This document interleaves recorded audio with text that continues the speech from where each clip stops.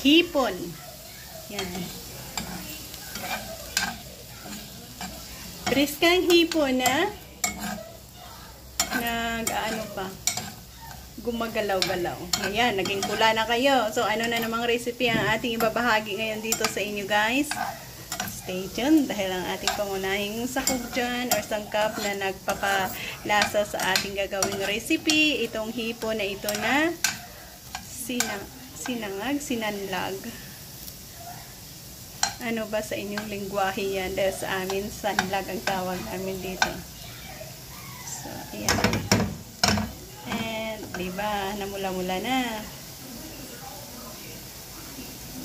Tayo na namula-pula na. Set aside natin and go on na tayo sa ating next steps. Kamatis at onion. Easy way na naman. At masarap ang ating gagawin dito. Yan, pwede na natin i-add ang ating sinangag na hipon dyan. Yan. Diba?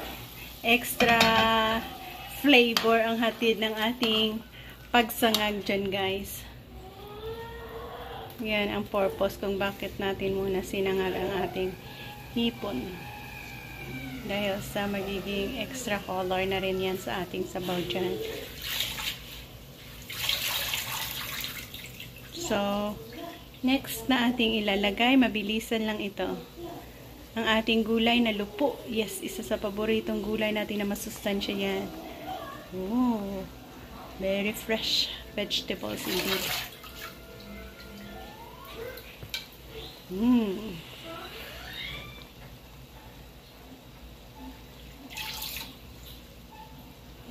And, ayan na nga.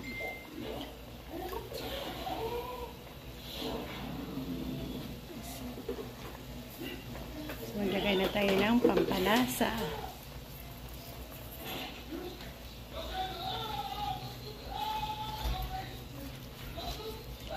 So, sana nagustuhan nyo rin ang ating pamamaraan.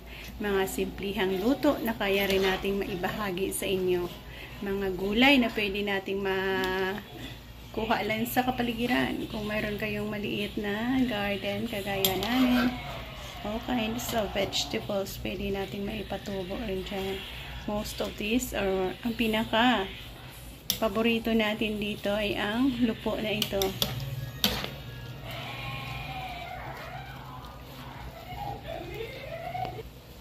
And dito na tayo mag-e-end dahil luto na nga. Very quick lang, no?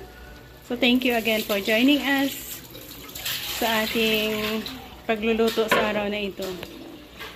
So God bless and happy eating. Bye-bye.